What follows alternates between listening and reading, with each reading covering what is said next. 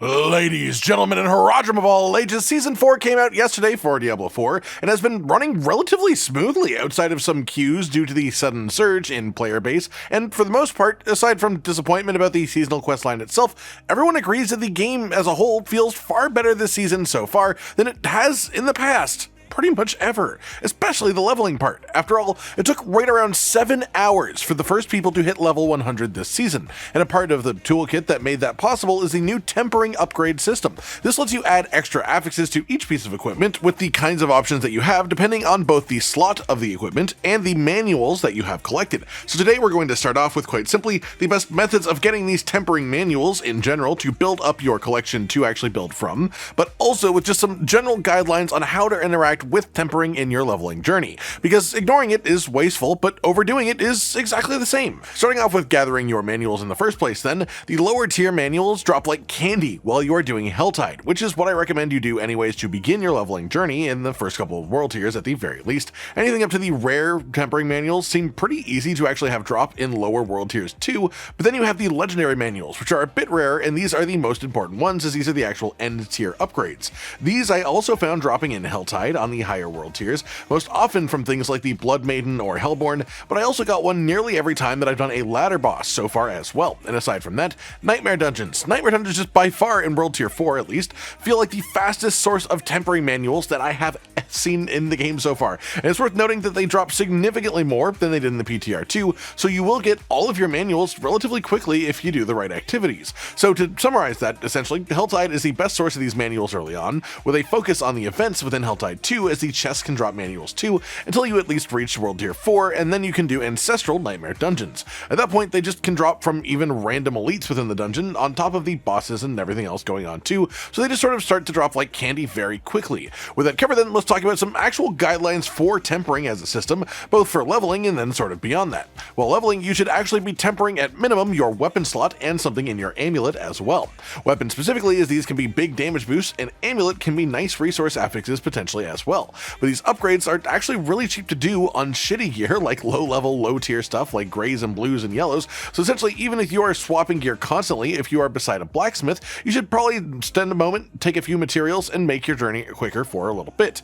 This generally applies up until right before each of the Capstone dungeons, at which point I would recommend just getting some tempering to fortify yourself on a whole, just sort of doing all of your equipment, at least as much as you think is reasonable before going in, just to make it a touch easier in some specific ways, like getting fire resistance before the World Tier 4 Capstone, for example, is a thing that I did myself. Once you reach World Tier 4 though, and Ancestral Gear is where an interesting middle ground sort of appears, which I experienced myself. I got an incredible 925 item power weapon that will likely be with me for at least the next 10 levels until I probably might get something better, but I only had the yellow rarity version of the tempering manual that I want to apply to it, that I knew I wanted, and I was expecting to find the legendary one any minute really, because I was having legendary tempering manuals drop all the time, and I did actually have it drop about 30 minutes after this, but what I did in the situation in that moment was spend a single temper charge on the yellow rarity manual. Having some power from this is a big difference over none, right? And that leaves you a number of rerolls still for when you do get your legendary manual, so you can just reroll it with the higher stats. Obviously, this isn't foolproof, you do still lose a charge, so you could bust out on temper rerolls afterwards as a result of this,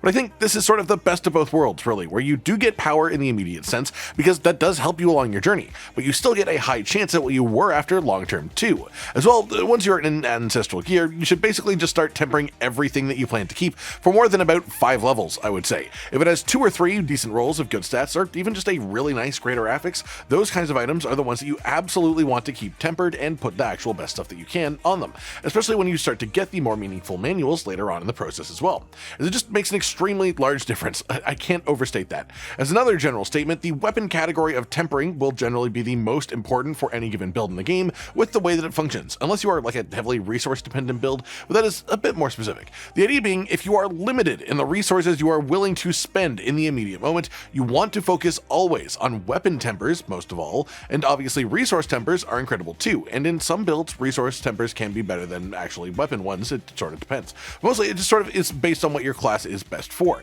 For example, you could always stack up a billion ranks of a given passive from certain tempers as well from this, or cooldown reduction on specific skills are options that you can get now too, which is sort of crazy. tempering can just do some incredible things for you. So it may be new and it may be a bit of an intimidating system until you adjust to the way that it works, but trust me, it has so much value, and the more that you interact with it, the more rewarding you will find it. The final question that you might have while we're on the subject then is probably, what happens when you run out of temper rerolls and you haven't gotten the affix that you want? And the answer is, you sort of got to get a new item, or deal with it.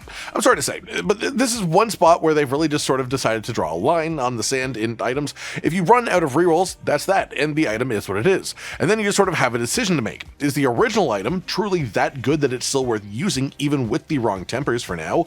Or would you rather have one with worse base stats and the right tempers? And honestly, that's not an answer that I can just sort of give you, as it's a real case-by-case basis type of thing. The best advice I can say as a general statement, though, is just consider what parts of your build feel the most important. What matters more? Critical strike chance or chance to double projectiles, let's say, is what you're choosing between. That entirely depends if your synergies lay with crit or with attack speed, which will depend on the way that your skills are laid out. And when you think about it like that, it's honestly much simpler than the old system with the stats that were like, when encountering enemies that are upside down, doing the splits while considering returning to law school and finishing that degree that they started, before dropping out when they heard that their childhood horse got sick. But then on the way home, they got in a car accident, which then left them in a coma for 8 years, and now they're awake that they completely lack the confidence to actually try to re-enter law school due to an inability to relate to the changes in society over nearly a decade of being unconscious, which leaves them feeling like their life is in shambles, which means that they take 5% more damage from fireballs. So really, I just think that tempering is great as a system, and the affix changes are great too. So hopefully the advice that I've had in this video has somehow helped you out in your journey to making the most of this tempering system,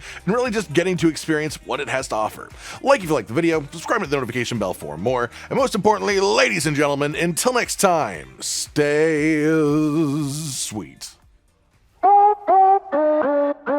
Josh, Cotton, and Hollow with the videos, dropping the humor like a hammer on your tippy toes, bringing entertainment on a daily arrangement to take our insanity and turn it into entertainment. Yes, I said entertainment twice, to reiterate that it is nice to look into your faces on a mostly daily basis when you let us in your homes to make the whole world a stage. Goodbye.